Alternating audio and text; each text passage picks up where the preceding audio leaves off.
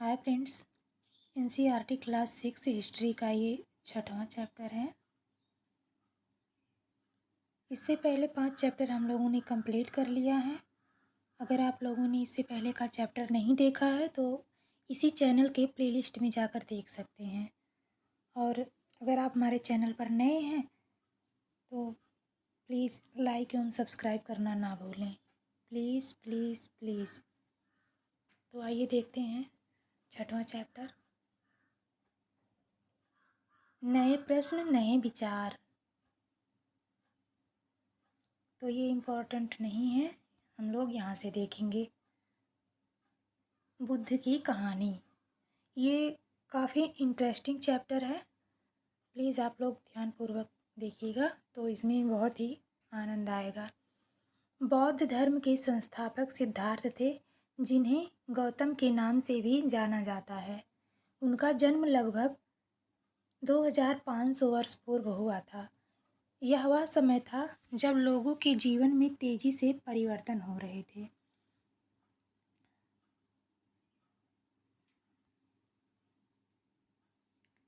जैसा कि तुमने अध्याय 5 में पढ़ा, जैसा कि हम लोगों ने पिछले 5 अध्याय में पढ़ा था, महाजनपदों के कुछ राजा इस समय बहुत शक्तिशाली हो गए थे। हजारों सालों के बाद फिर से नगर उभर रहे थे। गांवों के जीवन में भी बदलाव आ रहा था। बहुत से विचारक इन परिवर्तनों को समझने का प्रयास कर रहे थे। वे जीवन के सच्चे अर्थ को भी जानना चाह रहे थे। बुद्ध क्षत्रिय थे तथा शाक्य नामक एक छोटे से गढ़ से संबंधित थे। युवावस्था में ही ज्ञान की खोज में उन्होंने घर के सुखों को छोड़ दिया। अनेक वर्षों तक वे भ्रमण करते रहे तथा अन्य विचारकों से मिलकर चर्चा करते रहे।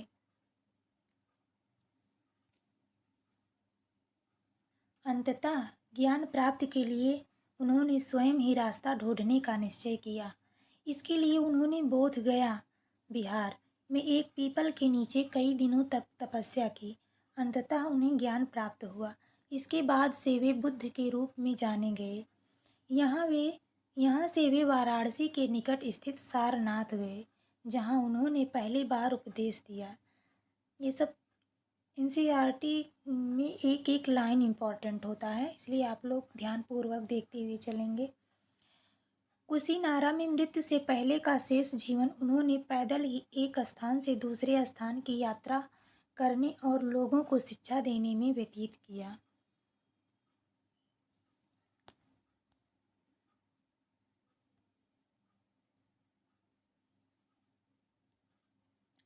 बुद्ध ने शिक्षा दी कि यह जीवन कष्टों और दुखों से भरा हुआ है और ऐसा हमारी इच्छा और लालसाओं, जो हमेशा पूरी नहीं हो सकती, के कारण होता है।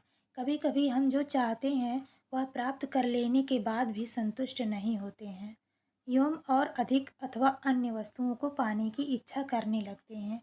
बुद्ध ने इस लिप्सा को तन्हा यानी तृष्णा कहा है। बुद्ध ने शिक्षा दी कि आत्म संयम अपनाकर हम ऐसी लालसा से मुक्ति पा सकते हैं। उन्होंने लोगों को दयालु होने तथा मनुष्यों के साथ साथ जानवरों के जीवन का भी आदर करने की शिक्षा दी। वे मानते थे कि हमारे कर्मों के परिणाम, चाहे वे अच्छे हो या बुरे, हमारे वर्तमान जीवन के साथ साथ बाद के जीवन को भी प्रभावित करते हैं।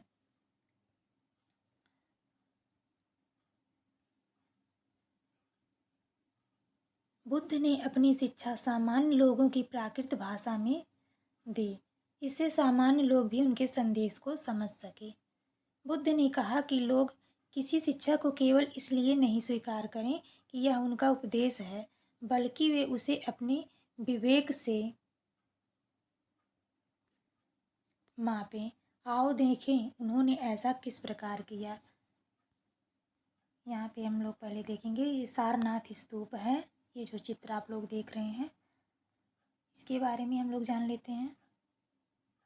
सारनाथ स्तूप, इस इमारत को स्तूप के नाम से जाना जाता है। यहीं पर बुद्ध ने अपना सर्वप्रथम उपदेश दिया था। इसी घटना की स्मृति में यहाँ स्तूप का निर्माण किया गया। अध्याय 10 में तुम स्तूपों के बारे में और अधिक पढ़ोगे। जब हम लोग अध्याय 10 को पढ़ेंगे तब उसमें ये सब कवर करेंगे।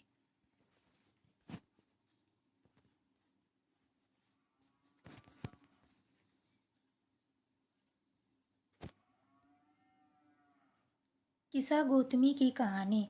यह बुद्ध के विषय में एक प्रसिद्ध कहानी है। एक समय की बात है कि किस्सा गौतमी नामक एक स्त्री का पुत्र मर गया। इस बात से वह इतनी दुखी हुई कि वह अपने बच्चे को गोद में लिए नगर की सड़कों पर घूम घूम कर लोगों से प्रार्थना करने लगी कि कोई उसके पुत्र को जीवित कर दे। एक भला व्यक्ति उसे बुद्ध के पास ले गया। बुद्ध ने कहा, मुझे एक मुट्ठी सरसों के बीज लाकर दो, मैं तुम्हारे पुत्र को जीवित कर दूंगा। किस्सा गौतमी बहुत प्रसन्न हुई, पर जैसे ही वह बीज लाने के लिए जाने लगी, तभी बुद्ध ने उसे रोका और कहा, ये बीज एक ऐसे घर से मांग कर लाओ जहाँ किसी की मृत्यु ना हुई हो। किस्सा गौतमी एक दरवाजे से दूसरे दरवाजे गई, लेकिन वह जहाँ भी गई उसने पाया कि हर घर में किसी न किसी के पिता, माता, बहन, भाई, पति, पत्नी, बच्चे, चाचा, चाची, दादा या दादी की मृत्यु हुई थी।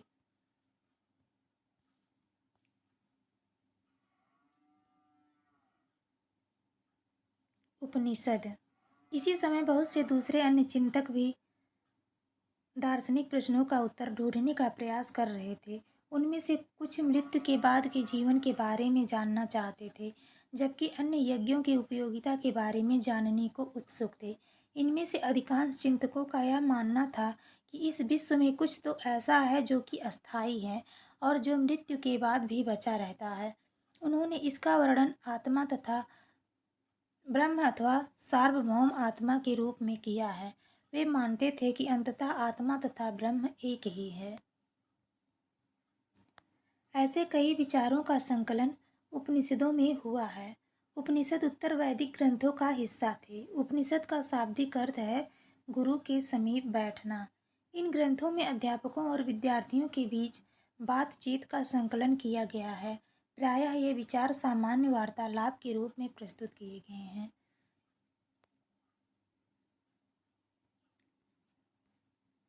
भारतीय दर्शन की छह पद्धति, ये इम्पोर्टेंट है, इसको भी हम लोग देख लेते हैं।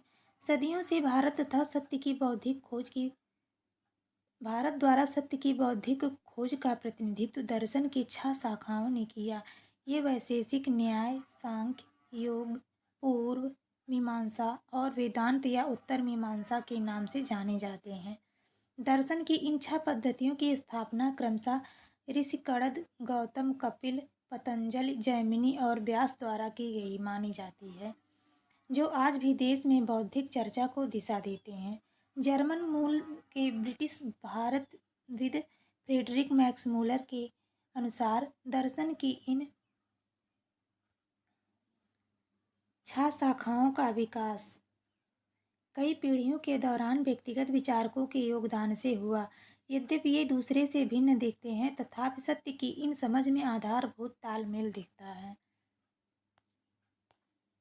यहाँ पे एक कहानी और दिया गया है, बुद्धिमान भिखारी।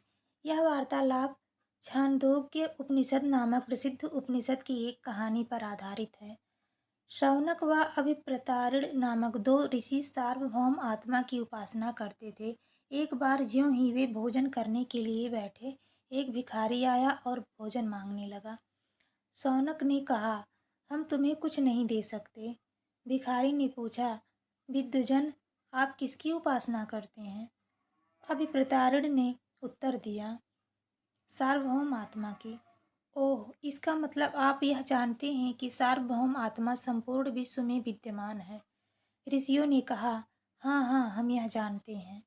भिखारी ने फिर पूछा, अगर यह सार्वभौम आत्मा संपूर्ण विश्व में विद्यमान है, तो यह मेरे अंदर भी विद्यमान है। मैं कौन हूँ? मैं इस विश्व का एक भाग ही तो हूँ।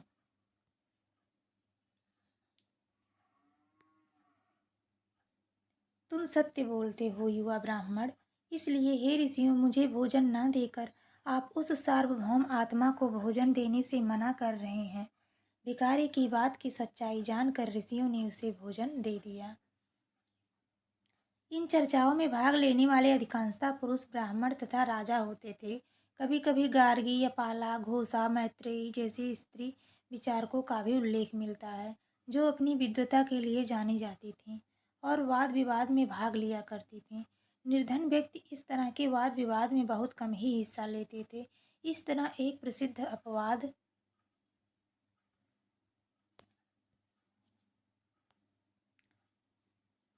सत्यकाम जाबाल का है। सत्यकाम जाबाल का नाम उसकी दासी माँ के नाम पर पड़ा। सत्यकाम के मन में सत्य जानने की तीव्र जिज्ञासा उत्पन्न हुई। गौतम नामक एक ब्राह्मण ने उन्हें अपने विद्यार्थी के रूप में स्वीकार किया तथा वह अपने समय के सर्वाधिक प्रसिद्ध विचारकों में से एक बन गए। उपनिषदों के कई विचारों का विकास बाद में प्रसिद्ध विचारक शंकराचार्य के द्वारा किया गया, जिनके बारे में हम लोग साथ में कक्षा सात में जब कक्षा सात का चैप्टर हम लोग आरंभ करेंगे उसमें पढ़ेंगे।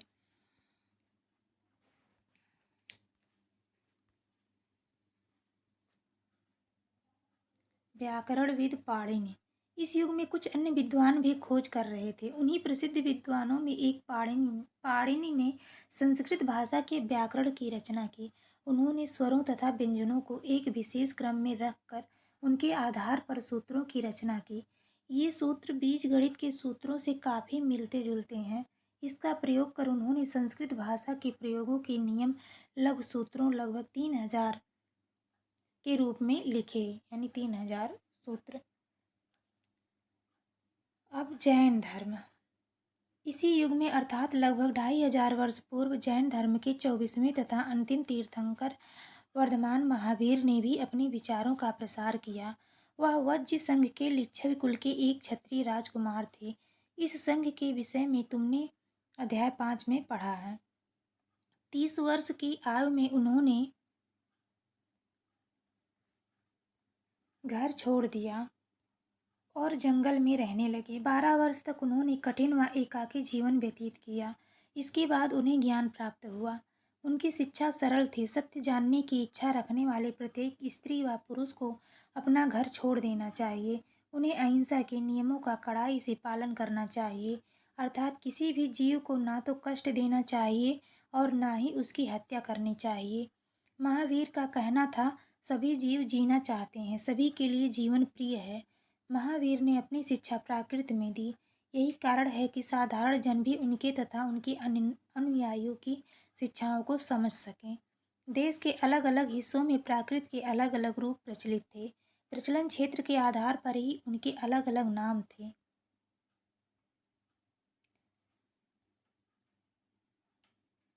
जैसे मगध में बोली जाने वाली प्राकृत मागधी कहलाती थी। जैन नाम से जाने गए महावीर के अनुयायियों को भोजन के लिए भिक्षा मांगकर सादा जीवन बिताना होता था। उन्हें पूरी तरह से ईमानदार होना पड़ता था तथा चोरी ना करने की उन्हें सख्त हिदायत थी। उन्हें ब्रह्मचर्य का पालन करना होता था। पुरुषों को वस्त्रों सहित सब कुछ त्याग देना पड़ता था।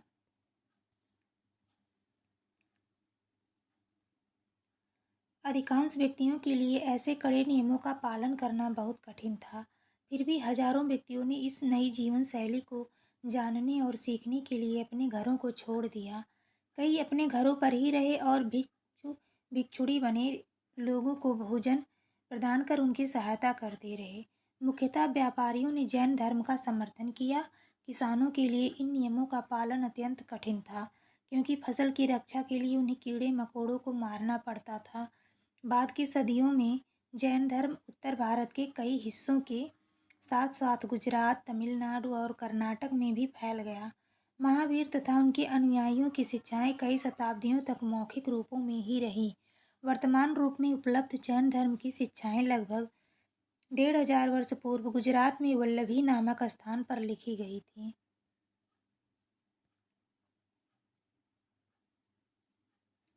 यहाँ थोड़ा सा देख लेते हैं हम लोग। जैन जैन शब्द जिन शब्द से निकला है, जिसका अर्थ है विजेता।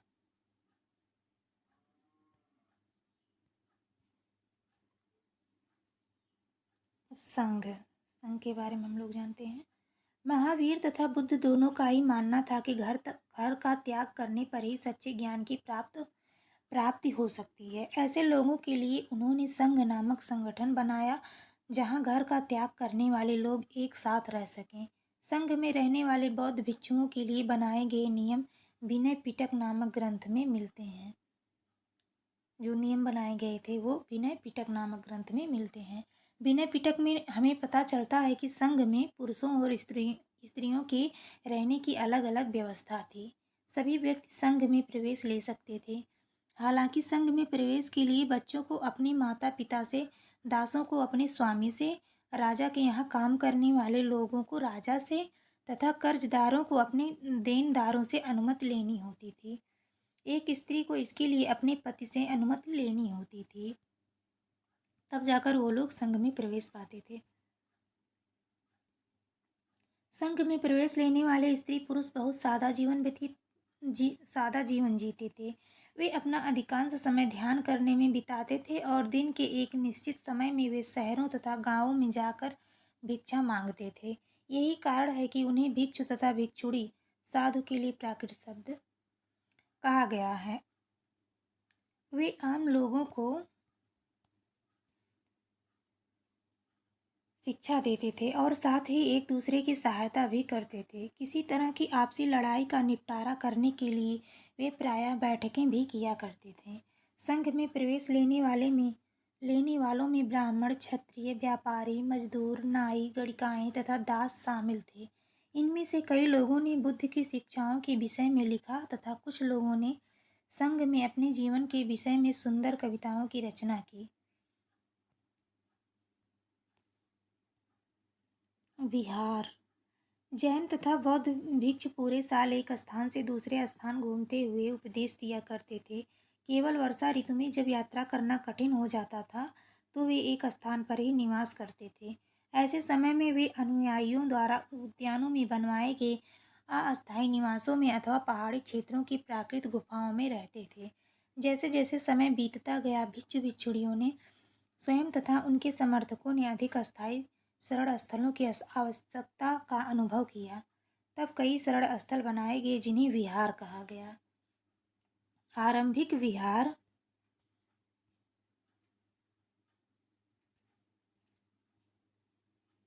लकड़ी के बनाए गए तथा बाद में इनके निर्माण में ईंटों का प्रयोग होने लगा। पश्चिमी भारत में विशेषकर कुछ विहार पहाड़ियों को खोदकर बनाए गए। प्रायः किसी धनी व्यापारी, राजा अथवा भूस्वामी द्वारा दान में दी गई भूमि पर विहार का निर्माण होता था। स्थानीय व्यक्ति भिक्षु भिक्षुड़ियों के लिए भोजन, वस्त्र तथा दवाइयाँ लेकर आते थे, जिसके बदले ये भिक्षु और भिक्षुड़ी लोगों को शिक्षा देते थे। आगे आने वाली शताब्दियों में बौद्ध धर्म उपमहाद्वीप के विभिन्न हिस्सों के साथ साथ बाहरी क्षेत्रों में भी फैल गया।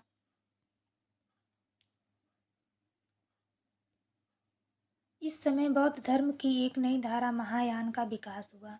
इसकी दो मुख्य विशेषताएं थीं। पहले मूर्तियों में बुद्ध की उपस्थिति सिर्फ कुछ संकेतों के माध्यम से दर्शाई जाती थी।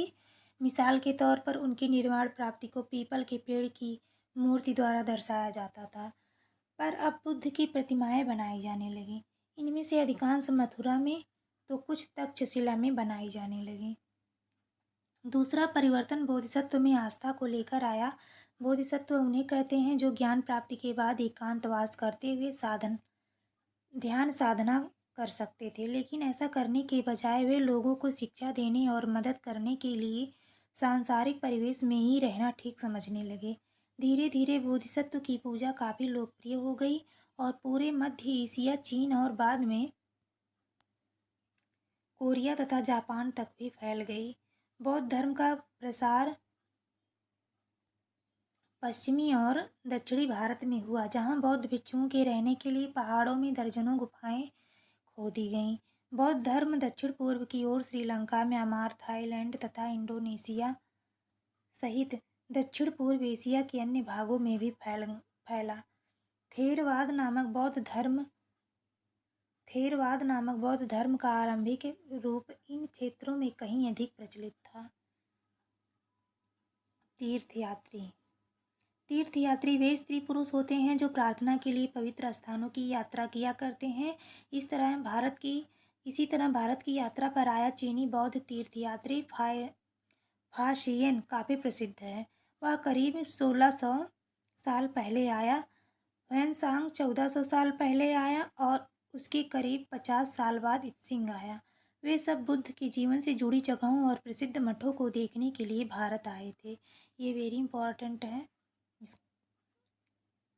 इसको आप लोग ध्यान से देखिए। इनमें से प्रत्येक तीर्थयात्री ने अपनी यात्रा का वर्णन लिखा। इन्होंने अपनी यात्रा के दौरान आई मुश्किलों के बारे में भी लिखा। इन यात्राओं में कई वर्ष लग जाया करते थे। जिन देशों और मठों को उन्होंने देखा उनके बारे में उन्होंने लिखा और उन किताबों के बारे में भी उन्होंने लिखा जिन्हें वे अपने साथ ले गए थे। नालंदा का एक विशिष्ट केंद्र, इसको आप लोग अपने आप से पढ़ सकते हैं वीडियो स्किप करके। और फ्रेंड्स, ये हमारा चैप्टर यहीं पे समाप्त होता है। कल हम लोग एक नया चैप्टर देखेंगे। Thanks for watching.